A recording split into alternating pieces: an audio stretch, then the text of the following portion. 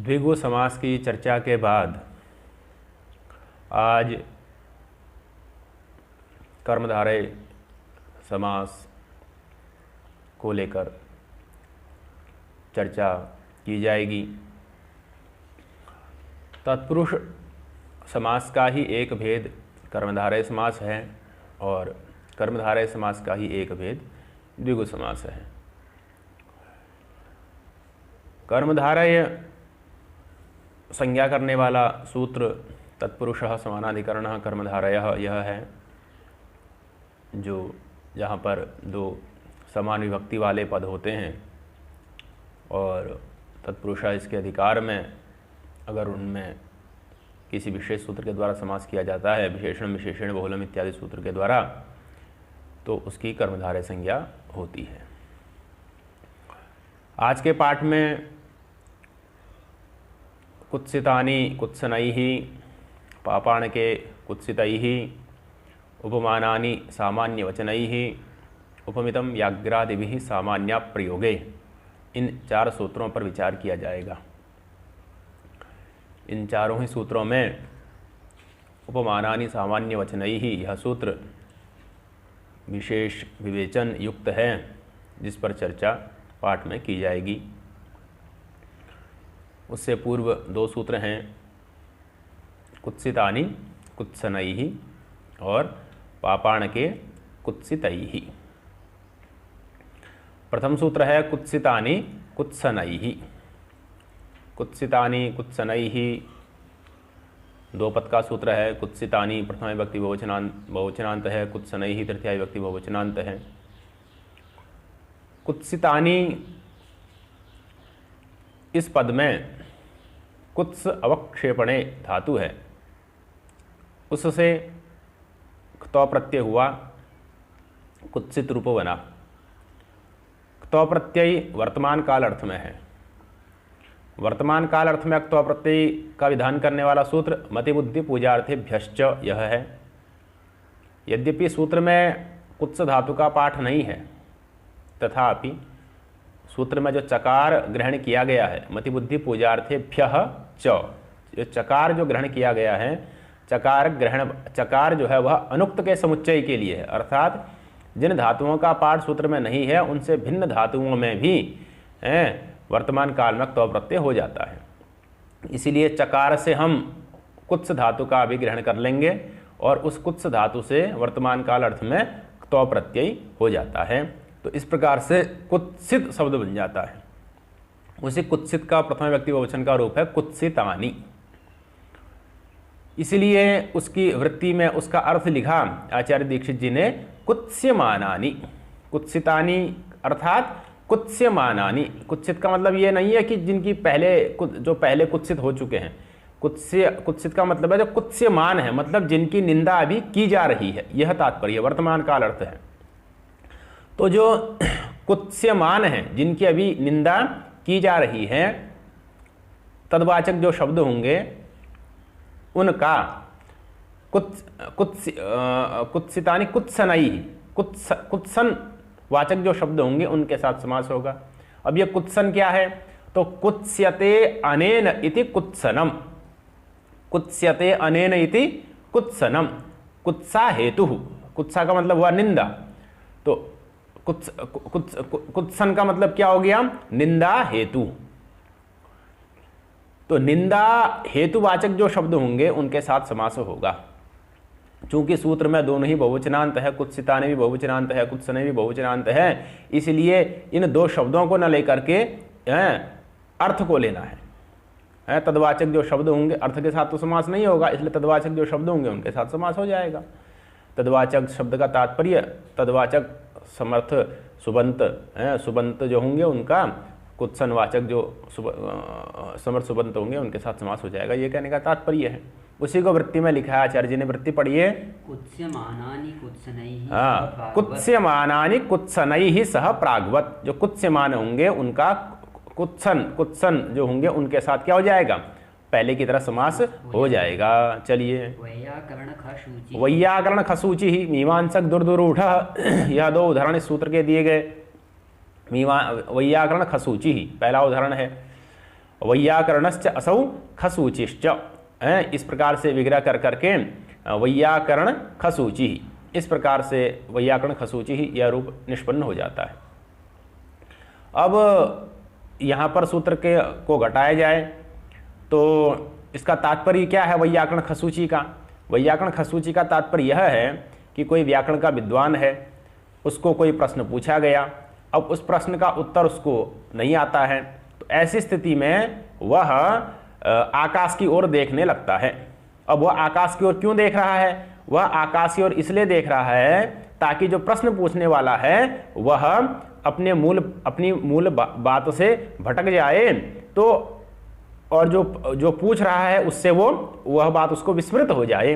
इस उद्देश्य से वह आकाश की ओर देखता है। लेकिन जो उसका प्रश्न का उत्तर न देते हुए इस प्रकार से सामने वाले को विस्मृत करने के लिए आकाश की ओर देखना रूपी यह कार्य है, यह उसकी निंदा का हेतु बन गया। अर्थात जो खसूचन है वो आकाश को देख रहा है, यह कुत्सन हो गया, यह उसकी निंदा का क्या बन गया? हेतु बन गया। उससे पता चला कि इसको विषय का ज्ञान नहीं है। तो खसूचन जो है, खसूची, यह जो खसूची पद हुआ यह निंदा का हेतु बन गया। उसने खसूचन किया, आकाश खम सूचयति इति खसूची ही, आकाश को जो सूचित करता है, आकाश को जो देखता है, तो ये खसूचन जो है उस शाब्दिक का जो खसूचन है, आकाश की ओर देखना है, यह उसकी निंदा का हेतु बन गया। और उस हेतु से निंदित कौन हुआ? तो वो वैयाकरण हुआ। तो कुत्सिमान कौन हो गया? वैयाकरण, जिसकी कुत्सा की जा रही है, जिसकी निंदा की जा रही है, ऐसा वैयाकरण हो गया। तो कुत्सिमान हो गया वैयाकरण, खसूची हो गया निंदा, कुत्सित निंदा हेतु। तद कुत्सिमान का कुत्सिमान वैयाकरण सु का कुत्सित खसूची सु, इसके साथ समास हो जाएगा तो वैयाकरण खसूची ही, इस प्रकार का समस्त पद निष्पन्न हो जाता है। सूच धातु से, सूच पैशून्य धातु है, उससे ई प्रत्यय इत्यादि होकर, ई प्रत्यय होकर के सूची शब्द बन जाता है। उसका फिर खम इत्यादि के साथ अन्वय होकर के खम सूचयति इति खसूची ही, इस प्रकार से इसका अर्थ बनता है। तो ये पहला उदाहरण है वैयाकरण खसूची ही, कुत्सिमान का कुत्सितवाचक के साथ समास का पहला उदाहरण हुआ वैयाकरण खसूची ही। दूसरा उदाहरण है मीमांसक दुर्दुरूढ़। मीमांसक दुर्दुरूढ़, यहाँ पर दुर्दुरूढ़ शब्द दुष्ट कर्म कर्ता अर्थ में रूढ़ है। दुर्दुरूढ़ का मतलब होता है दुष्ट कर्म करने वाला। तो यहाँ पर भी क्या स्थिति है? तो जो मीमांसक है वह दुर्दुरूढ़ है, अर्थात वह विषय इत्यादि का जानकार होते हुए भी कुत्सित कर्म करने वाला है, इस प्रकार से तात्पर्य है। तो दुर्दुरूढ़ दुष्ट कर्म करने के कारण से वो मीमांसक क्या हो गया? कुत्सित हो गया। तो दुर्दुरूढ़ निंदा का हेतु हो गया, कुत्सित हो गया, कुत्सन हो गया, और मीमांसक कुत्सिमान हो गया। तो मीमांसकश्च असौ दुर्दुरूढ़श्च इति मीमांसकसु दुर्दुरूढ़सु अलौकिक विग्रह में समास होकर के मीमांसक दुर्दुरूढ़, इस प्रकार से समस्त पद निष्पन्न हो जाता है। मीमांसक दुर्दुरूढ़। कर्मधारय समास में प्रायः चौ लगा करके समास करने की प्रथा है। मीमांसकश्च असौ दुर्दुरूढ़श्च, इस प्रकार से विग्रह किया जाता है, तो चौ लगा दिया जाता है, क्योंकि दोनों में समानाधिकरण्य है, दोनों एक ही अर्थ को बता रहे हैं। एक अर्थ वृत्तित्व रूप समानाधिकरण्य दोनों में बैठा हुआ है। जो मीमांसक है वही दुर्दुरूढ़ है, जो दुर्दुरूढ़ है वही मीमांसक है, इसलिए चौ लगा करके व्यवहार करते हैं। या चौ न भी लगाएं तो भी किया जा सकता है। मीमांसकः दुर्दुरूढ़ः इति मीमांसक दुर्दुरूढ़ः, इस प्रकार से विग्रह भी कर सकते हैं। चौ भी लगा सकते हैं, नहीं भी लगा सकते हैं, तो लेकिन चौ लगा करके विग्रह करने की प्रथा ज्यादा प्रसिद्ध है। दुर्दुरूढ़ शब्द इसमें आया है, एक विशेष शब्द। दुर्दुरूढ़ शब्द कैसे बनता है? तो दुर पूर्वक दुला उत्क्षेपे धातु से औणादिक कूट प्रत्यय कर देते हैं। तो दुर है, दुल कूट, कूट का बचा ऊट, तो दुल ऊट, और दुल में जो लौ है, लौ और रौ में अभेद माना गया है, इसीलिए लौ रौ बन जाता है, लौ को रौ मान लेते हैं, इसलिए दुर ऊट मिला दिया, दुर्दुरूढ़। मूल शब्द दुर्दुरूढ़ बनता है, लेकिन दुर्दुरूढ़ इस प्रकार का भी पाठांतर मिलता है, तो दुर्दुरूढ़ इस प्रकार का उदाहरण भी मिलता है। और कई पुस्तकों में दुर्दुरूढ़ इस प्रकार का भी उदाहरण मिलता है, टौ अंत में है, तो कूट प्रत्यय हुआ है। तो मीमांसक दुर्दुरूढ़, और कई जगह दुर्दुरूढ़ इस प्रकार का ही पाठ मिलता है।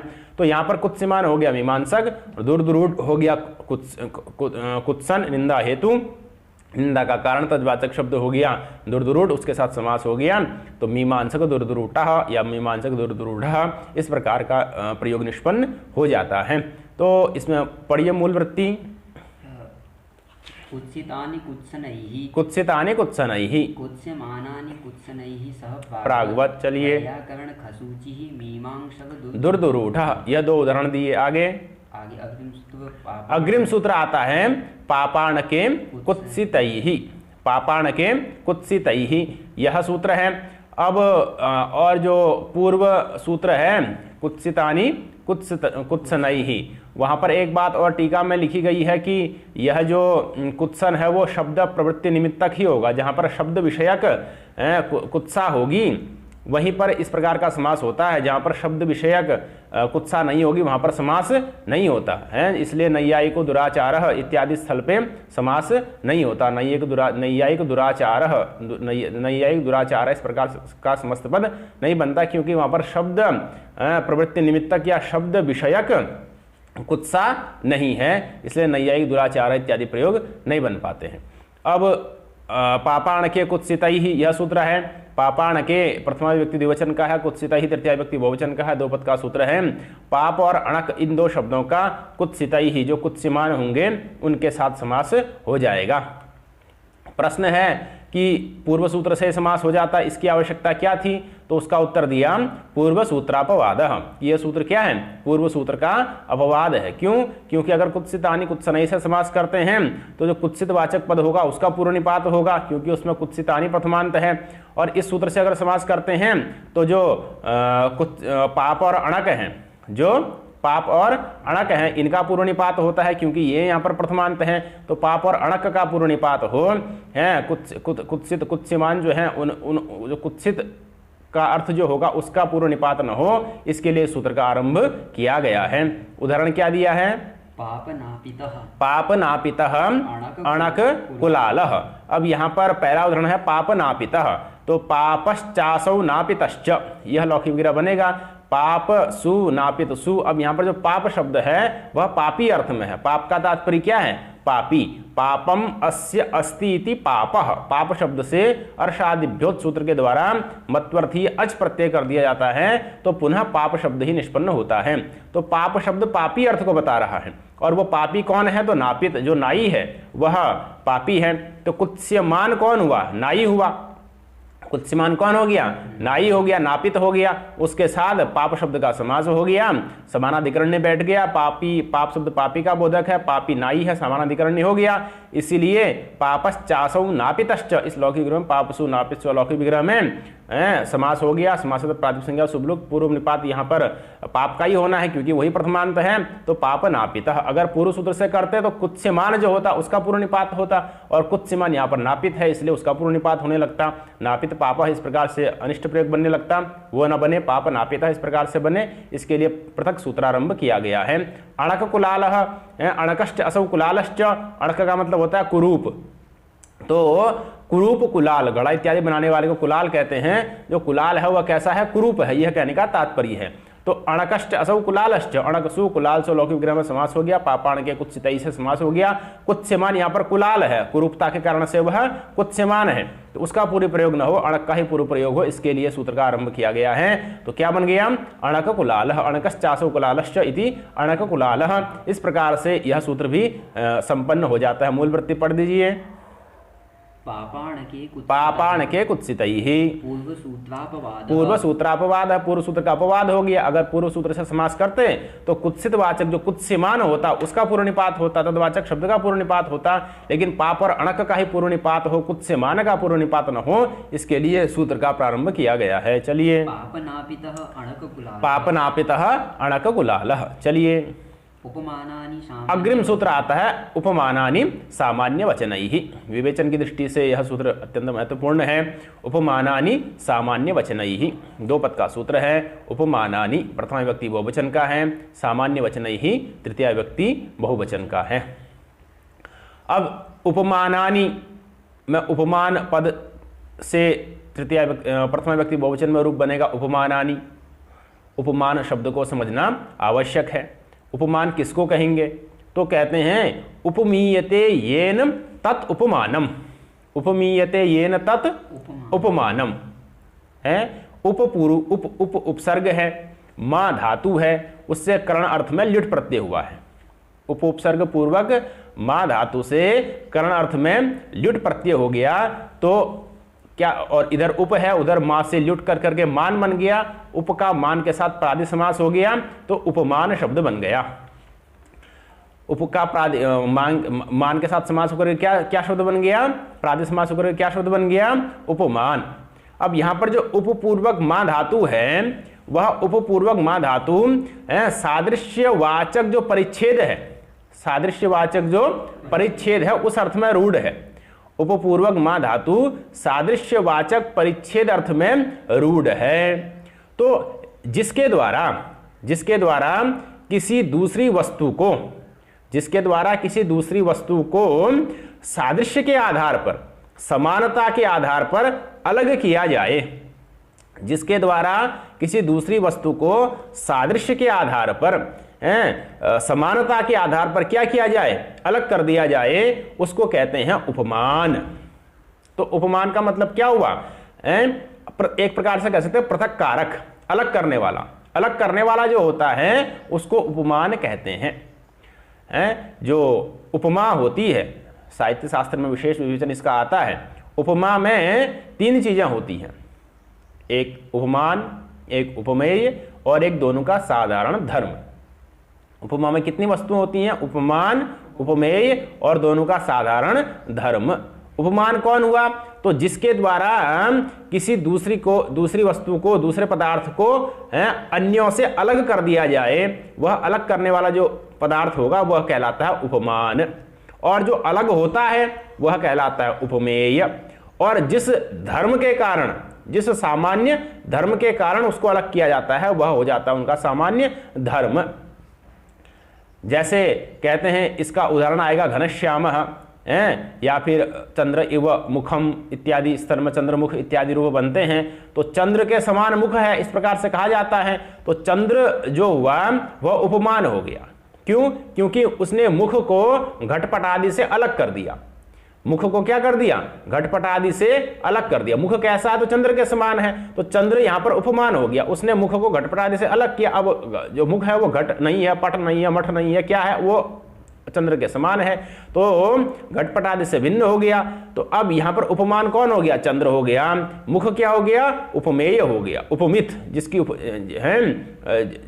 जिसकी उपमा दी जाए वो उपमित हो गया है। तो मुख हो गया उपमित, और दोनों के बीच में एक साधारण धर्म बैठा है। दोनों के बीच में साधारण एक धर्म बैठा है। उपमान चंद्र, उपमित मुख, दोनों के बीच में एक साधारण धर्म भी है। क्या धर्म है? तो आह्लादकत्व है। उसी व्यक्ति के मुख को देख करके आप चंद्रमुख कह सकते हैं जिस व्यक्ति के मुख को देखने से हृदय को प्रसन्नता होती हो। जिस प्रकार से चंद्रमा को देखने से हृदय में आह्लाद आता है, हृदय में शांति, हृदय को शांति मिलती है, मन को शीतलता मिलती है, मन प्रसन्न हो जाता है, ठीक उसी प्रकार से जिस व्यक्ति के मुख को देखने से मन में आह्लाद आ जाए, मन प्रसन्न हो जाए, उस व्यक्ति को क्या कहेंगे? चंद्रमुख कहेंगे। तो दोनों का समान धर्म क्या हो गया? आह्लादकत्व हो गया। तो उपमा में तीन वे चीजें हो जाती हैं, क्या हो? एक उपमान हो, एक उपमेय हो, और दोनों के बीच का साधारण धर्म भी होना चाहिए।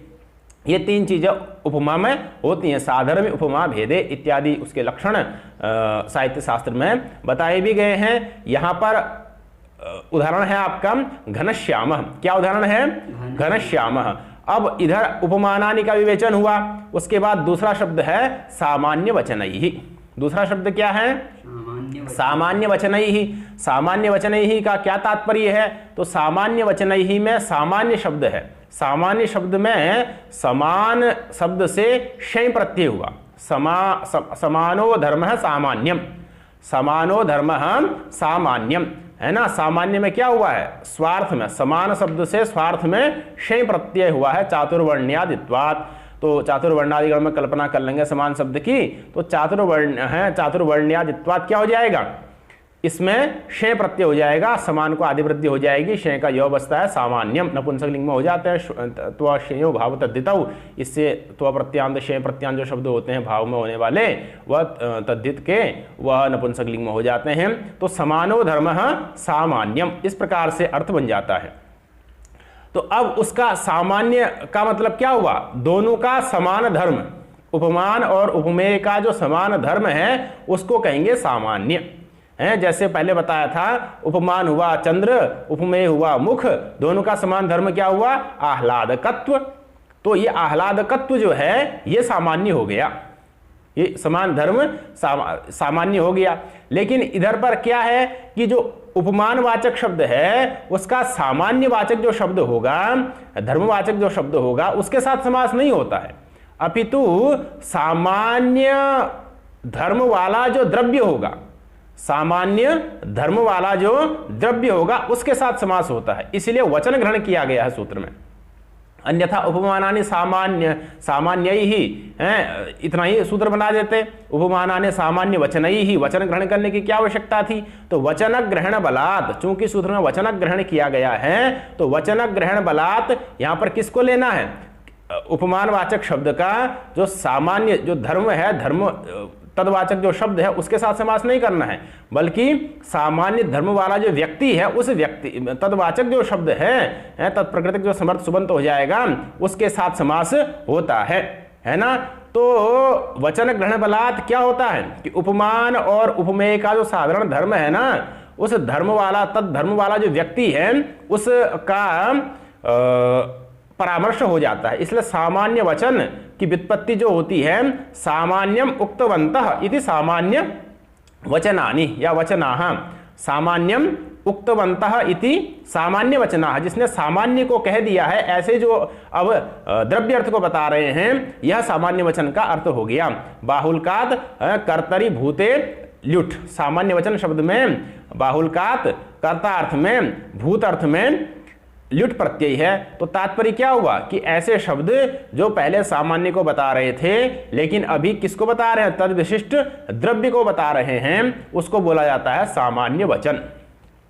अब प्रश्न हुआ कि वो द्रव्य होगा कौन, है ना।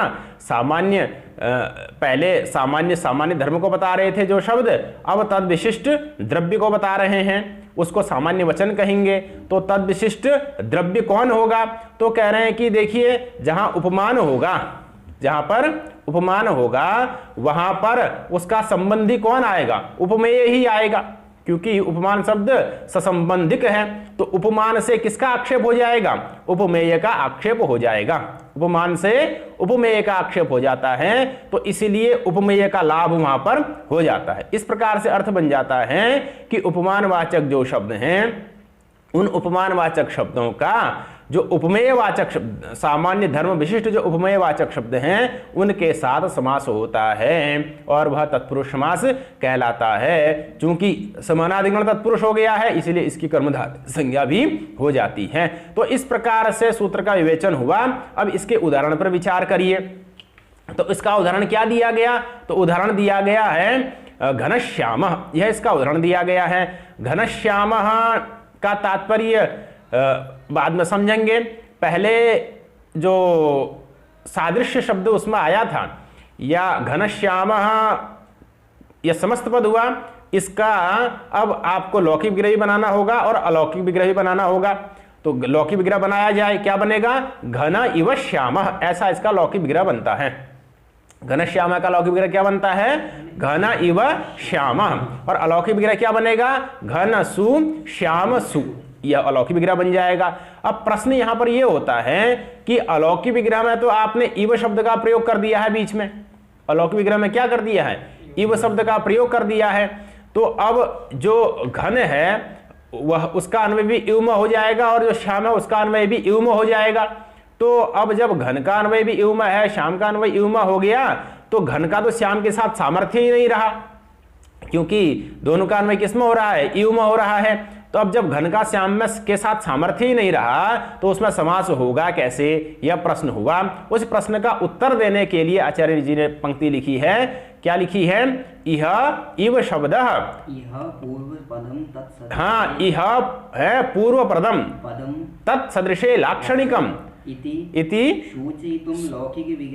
सूचयितुम लौकिक विग्रहे इव शब्द है कि इह पूर्व पदम तत्सदृशे लाक्षणिकम, कि घन इव श्याम, ऐसी स्थिति में जो पूर्व पद है घन वह तत्सदृश में लाक्षणिक है, घन से किसको लेना है? बादल को नहीं लेना है, घन के जैसा जो है उसको लेना है। तो घन के जैसा कौन होगा? भगवान राम।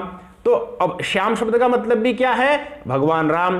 तो श्याम का मतलब भी हुआ भगवान राम, और घन का मतलब क्या हो गया? घन सदृश, घन के जैसा। घन के जैसा भी कौन हुआ? भगवान राम, है ना। अगर घन का मतलब ले लेंगे बादल, श्याम का मतलब ले लेंगे राम, तो एकाधिकरण ही नहीं बन पाएगा, समानाधिकरण ही नहीं बन पाएगा दोनों पदों का, एकार्थ वृत्तित्व रूप समानाधिकरण ही नहीं आ पाएगा। इसलिए यहां पर घन शब्द घन सदृश का बोधक है, बादल अर्थ का बोधक नहीं है। घन सदृश जो राम है उस राम अर्थ का बोधक है, और श्याम शब्द भी राम अर्थ का बोधक है, इसलिए दोनों में समानाधिकरण बन जाता है। तो यह पूर्व पदम तत्सदृशे लाक्षणिकम, इस घन इव श्याम, इस विग्रह में जो पूर्व पद है घन, यह तद सदृश, घन सदृश राम अर्थ में लाक्षणिक है। इस बात को बताने के लिए इव शब्द का प्रयोग किया गया है, इससे सामर्थ्य का विघात नहीं होता है। तो घन शब्द भी राम को बता रहा है, श्याम शब्द भी राम को बता रहा है, दोनों में समानाधिकरण हो गया, उपमान वाचक हो गया घन, उपमेय वाचक हो गया श्याम, दोनों का समास हो जाता है उपमान सामान्य वचन ही सूत्र के द्वारा।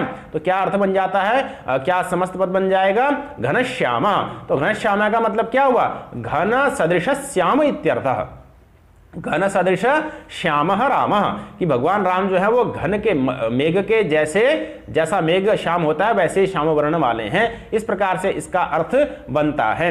अब इसमें जो सामान्य शब्द आया उस पर भी विवेचन किया गया कि सामान्य किसको कहेंगे। तो सामान्य का मतलब इतना ही होता है, तद भिन्नत्वे सति तदगत भूयो धर्मवत्वम सामान्यम या सादृश्यम। तद भिन्नत्वे सति तदगत भूयो धर्मवत्वम, कि उससे भिन्न है, उससे जो उपमान इत्यादि है उससे वो भिन्न है। जो सामान्य धर्म होता है वह उपमान आदि से भिन्न होता है, लेकिन तदगत भूयो धर्मवत्वम, जो उपमान इत्यादि में जो धर्म है उन विशेष धर्मों को अपने में धारण करता हुआ जो होता है उसको क्या बोलते हैं? सामान्य धर्म। जैसे यहां पर श्यामत्व जो सामान्य धर्म है वह यद्यपि घन नहीं है, लेकिन उससे भिन्न होता हुआ भी उसके अंदर जो घन में जो श्यामत्व है उस श्यामत्व को धारण करता हुआ है। श्याम शब्द का अर्थ श्याम शब्द का अर्थ है श्यामत्व, इसलिए यहां पर जो साधारण धर्म हो गया वह श्यामत्व हो गया। तदवाचक जो द्रव्य हो गया वो श्याम हो गया, वही उपमेय है, क्योंकि उपमान से उपमेय का आक्षेप हुआ है। तो उस श्याम का आक्षेप होने के कारण से श्याम के साथ घन शब्द का समास हो गया, समास होने से घनश्याम इस प्रकार का रूप सिद्ध हो जाता है। तो अब इस प्रकार से घन इव श्याम घनश्याम इसकी प्रक्रिया पूरी हुई। मूल में वृत्ति पढ़िए तो घन इव श्यामो घनश्यामः, घन इव श्यामो घनश्यामः। चलिए, यह पूर्वपदम तत्सदृशे लाक्षणिकम्, यह पूर्वपदम तत्सदृशे लाक्षणिकम इति है सूचयितुम लौकिक विग्रहे एव शब्दः प्रयुज्यते। चलिए, पूर्व निपात नियमार्थम सूत्रम, पूर्व निपात नियमार्थम सूत्रम। बात यह है कि यहाँ तो आप विशेषण बहुलम से ही सूत्र से ही समास कर दीजिए, इस सूत्र की क्या आवश्यकता है? तो उसका उत्तर दे रहे हैं पूर्व निपात नियमार्थम सूत्रम, कि अगर यहां पर जो घन शब्द है और जो श्याम शब्द है दोनों गुणवाचक हैं। जो घन शब्द है और जो श्याम शब्द है दोनों कैसे हैं? गुणवाचक हैं। गुणवाचक होने के कारण से जहां पर दो गुणवाचक शब्द आ जाते हैं उनमें आप किसी को भी विशेषण बना सकते हो और किसी को भी विशेष्य बना सकते हो। इसमें अपनी मर्जी, अपनी इच्छा पर निर्धारित होता है कि आप किस गुणवाचक को विशेषण बनाएं और किस गुणवाचक को विशेष्य बनाएं। ये बात विशेषण बहुलम सूत्र में भी जाकर के स्पष्ट हो जाएगी। तो अभी इतना समझना चाहिए कि जो दो गुणवाचक शब्द होते हैं उनमें हम एक दूसरे को विशेष विशेषण बना सकते हैं। तो यहां पर भी दोनों गुणवाचक हैं, दोनों गुणवाचक होने के कारण से घन भी विशेषण बन सकता था और श्याम भी विशेषण बन सकता था। अब ऐसी स्थिति में अगर विशेषण बहुलम सूत्र से समास करते हैं तो जिसको हम विशेषण बनाते वही पूर्व में आता, जिसको विशेष्य बनाते वो पूर्व में नहीं आता। तो अगर हमने मान लिया श्याम को विशेषण बना दिया तो श्याम घन इस प्रकार का अनिष्ट प्रयोग बनने लग जाता, तब वो पूर्व में आ जाता। लेकिन अभिष्ट है कि जो उपमान वाचक है वो ही पूर्व में आए हैं, जो उपमान वाचक नहीं है उपमेय वाचक है वह पूर्व में न आए, उसका पूर्व प्रयोग न हो, इसके लिए सूत्र का आरंभ कर दिया गया है। तो इसका फल ये हुआ कि हमेशा घन जो उपमान वाचक शब्द है उसी का पूर्व प्रयोग होगा, उपमेय वाचक शब्द का पूर्व प्रयोग नहीं होगा। तो घन श्याम इसी प्रकार का रूप बनेगा, श्याम घन इस प्रकार का अनिष्ट रूप नहीं बनेगा। तो वही लिखा है पूर्व अग्रिम सूत्र पूर्वमितम पूर्व, इसमें क्या पंक्ति है? पूर्व निपात नियमार्थम सूत्रम, कि पूर्व निपात का नियम करने के लिए उपमानानि सामान्य वचन सूत्र पढ़ा गया है।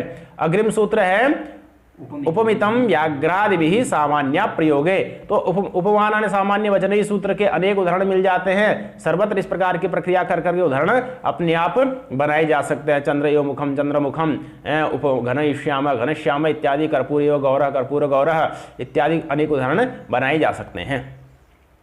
अब अग्रिम सूत्र है उपमितम व्याघ्रादिभिः सामान्य प्रयोगे। क्या सूत्र है? उपमितम व्याघ्रादिभिः सामान्य प्रयोगे। उपमितम प्रथमांत है, व्याघ्रादिभिः तृतीया व्यक्ति बहुवचनांत है, सामान्य प्रयोगे सप्तमी विभक्ति एक वचन का है। उपमितम जो उपमित होगा, उपमेयम उपमितम, उपमित का मतलब क्या होता है? उपमेय, जिसकी उपमा दी जाती है वह उपमेय हुआ। तो उपमितम अर्थात उपमेयम इत्यर्थः। तो उपमितम उपमेयम व्याघ्रादिभिः हैं, व्याघ्रादि गण पठित गण है, व्याघ्रादि गण में अनेक शब्द पढ़े गए हैं। तो जो उपमित होगा, जो उपमेय होगा, उसका व्याघ्रादि गण पठित शब्दों के साथ समास होगा। अब व्याघ्रादि गण पठित जो शब्द होंगे वो उपमान वाचक हो जाएंगे। क्यों हो जाएंगे? क्योंकि उपमित को लिया, उपमेय को लिया ना, तो उपमेय का संबंधी कौन होता है? उपमान ही होगा।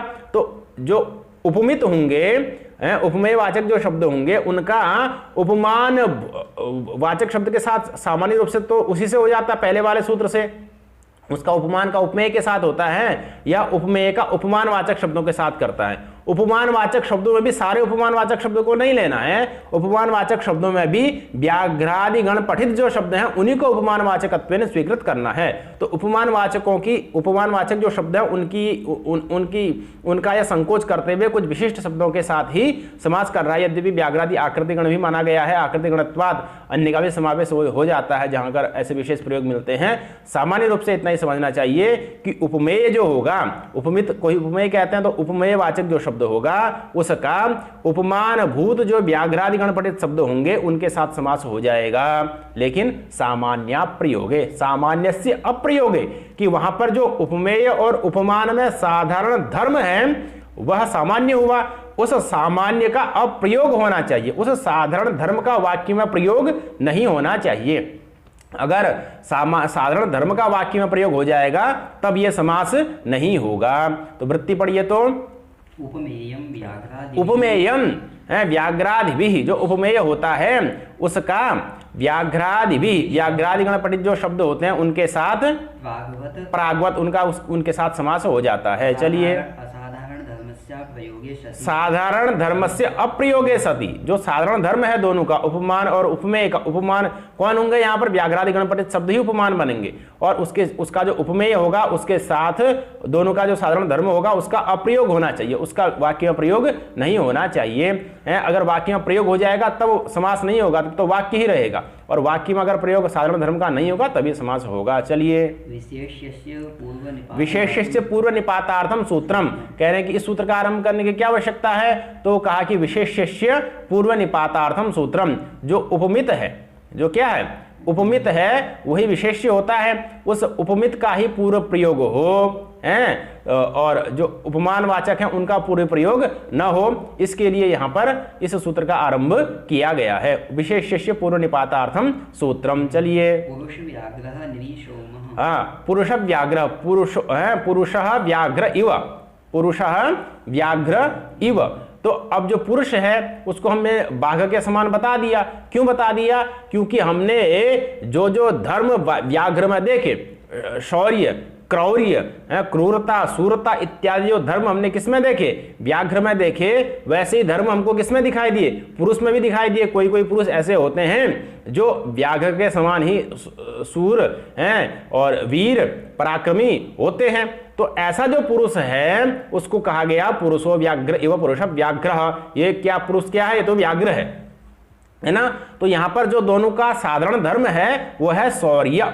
तो शौर्य रूपी जो सूरता रूपी जो साधारण धर्म है दोनों का, उसका वाक्य में प्रयोग नहीं किया गया है। तो पुरुषः व्याघ्र इव इतना ही बोला गया है। इसलिए जो साधारण धर्म हुआ दोनों का सूरता, पुरुष और व्याघ्र का जो साधारण धर्म है सूरता, उसका वाक्य में प्रयोग नहीं है, इसलिए यहां पर समास हो जाएगा। पुरुष सु व्याघ्र सु अलौकिक विग्रह उपमितम, उपमित हो गया पुरुष और जिसकी उपमा दी जा रही है, और जिससे उपमा दी जा रही है कौन है, व्याघ्रादि, व्याघ्र उपमान हो गया, उसके साथ समास हो गया और उसी उपमित का पुरुष का ही पूर्व प्रयोग होगा, तो पुरुष व्याघ्र इस प्रकार का प्रयोग बन जाएगा। पुरुषो व्याघ्र इव अलौकिक विग्रह बन गया, पुरुष सु व्याघ्र सु अलौकिक विग्रह बन गया, पुरुष व्याघ्र इस प्रकार का रूप निष्पन्न होता है। नृसोम ना सोम इव, सोम का मतलब होता है चंद्रमा, और इधर पुरुष को क्या बताया जा रहा है, चंद्रमा बताया जा रहा है। क्यों बताया जा रहा है, क्योंकि चंद्रमा में जो शीतलता है, चंद्रमा में जो आह्लादकत्व है, वह आह्लादकत्व किसमें दिखाई दे रहा है, पुरुष में भी, व्यक्ति में है ना, नर में भी दिखाई दे रहा है। तो जो नर है, मनुष्य है, वह चंद्रमा के समान ही गुण को धारण करने वाला है, शीतलता, आह्लादकत्व इत्यादि धर्म को, गुण को धारण करने वाला है। इसलिए दोनों का जो साधारण धर्म हुआ, आह्लादकत्व, शीतलत्व आदि, उस का वाक्य प्रयोग नहीं है। ना सोम इव इतना ही वाक्य बोला गया है। शीतलत्व इत्यादि जो साधारण धर्म है उसका अप्रयोग है, इसलिए समास हो जाएगा। तो ना सोम इव अलौकिक विग्रह, नृ सु सोम सु अलौकिक विग्रह में समास होकर के अन्य प्रक्रिया होकर के नृ को ना बन जाता है, प्रथम व्यक्ति एक वचन में, समास में जाएंगे शुभ लोग होगा तो दोबारा नृ बन जाएगा, तो नृ सोम इस प्रकार का समस्त पद निष्पन्न हो जाता है। अब अगर यहाँ पर सामान्य धर्म का प्रयोग कर देंगे तो समास नहीं होगा, उसी को आगे लिख रहे हैं, बोलिए तो। व्याघ्रादि आकृति गण, व्याघ्रादि आकृति गण, हाँ व्याघ्रादि गण जो है वो आकृति गण है, इसलिए अन्यत्र जहां भी इस प्रकार का उदाहरण मिलेगा तो वहां पर व्याघ्रादि गण में उसकी कल्पना कर करके समास किया जा सकता है। चलिए, सामान्य प्रयोगे किम कह रहे हैं कि साधारण धर्म का प्रयोग नहीं होना चाहिए। अगर साधारण धर्म का प्रयोग हो जाएगा तब समास नहीं होगा। जैसे पुरुषो व्याघ्र इव शूरः, पुरुषो व्याघ्र इव सूरः, यहाँ पर पुरुषो व्याघ्र इव सूरः, पहला जो वाक्य था, पहले जो समास किया पुरुषो व्याघ्र इव इतना ही बोला, लेकिन अभी क्या बोल दिया, पुरुषो व्याघ्र इव शूरः। तो दोनों पुरुष और व्याघ्र का जो सामान्य धर्म था सूरता, उसका वाक्य में प्रयोग कर दिया गया, तो सामान्य का प्रयोग हो गया, सामान्य का अप्रयोग नहीं रहा, साधारण धर्म का प्रयोग हो चुका है। सूरः इसको हमने इसका प्रयोग कर दिया, अगर सूर्य का प्रयोग नहीं करते तब समास हो जाता। अब चूंकि सामान्य धर्म जो सूर्य है उसका प्रयोग कर दिया गया है, इसलिए यहां पर समास भी नहीं होगा।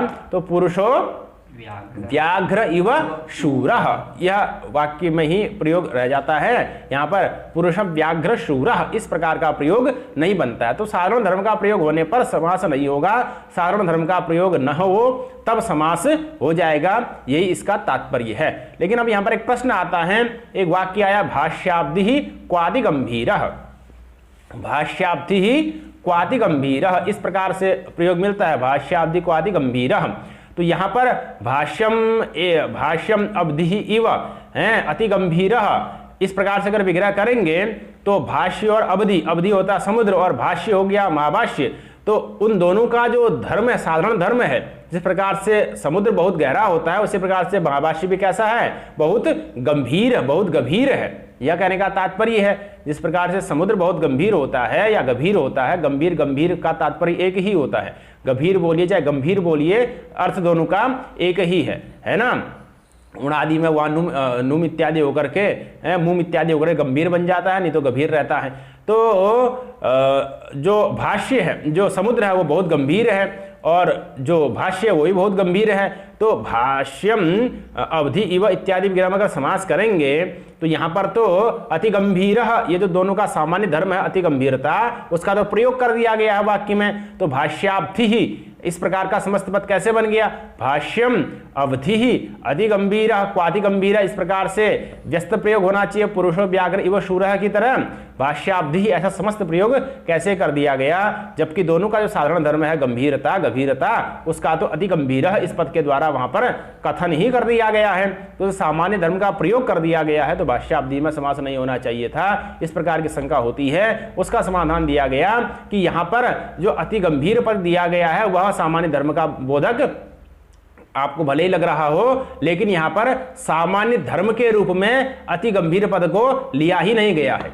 अति गंभीर पद यहां पर सामान्य धर्म दोनों का नहीं है, तो क्या है, तो वितत दुर्वगाहत्व यहां पर दोनों का सामान्य धर्म माना गया है कि वितत दुर्गाहवत्व, कि जिस प्रकार से समुद्र में दुर्वगाहन करना, समुद्र के अंदर प्रवेश करना, उसके तल में जाने का प्रयास करना बहुत ही कठिन है, उसी प्रकार से भाष्य के अंदर उसके तल में भी प्रवेश करने की चेष्टा करना बहुत ही कठिन है। तो वितत दुर्गाहवत्व जो है वह सामान्य धर्म के रूप में यहां पर स्वीकृत किया गया है, और उसका तो वाक्य में अप्रयोग ही है, उसका वाक्य में प्रयोग नहीं है। तो विततादि जो सामान्य धर्म है उसका वाक्य में चूंकि अप्रयोग है, इस ऐसी चर्चा प्रौढ़ मनोरमा ग्रंथ में की गई है, तो जो विततादि सामान्य धर्म है उसका अप्रयोग होने के कारण से भाष्याब्दी में समास हो गया है। अति गंभीरः को सामान्य धर्म के रूप में नहीं लिया गया है, और जो सामान्य धर्म है विततादि दुर्गाहवत्व उसका अप्रयोग होने के कारण से यहां पर समास हो जाता है। भाष्याब्धि क्वाति गंभीर, इस प्रकार का वाक्य भी निष्पन्न, समस्त पद निष्पन्न हो जाता है। तो इस प्रकार से उपमितम व्याघ्रादिभिः सामान्य प्रयोगे इस सूत्र का विवेचन हुआ। इसके अनंतर विशेषण विशेषण बहुलम यह सूत्र आएगा है। इस सूत्र के द्वारा भी कर्मधारय समास किया जाता है, और इसका क्षेत्र भी बहुत व्यापक है विशेषण विशेषण बहुलम सूत्र का। इसके अनंतर फिर अन्य भी सूत्र आएंगे जो कर्मधारय समास करते हैं, जिनकी चर्चा अगले पाठ में की जाएगी।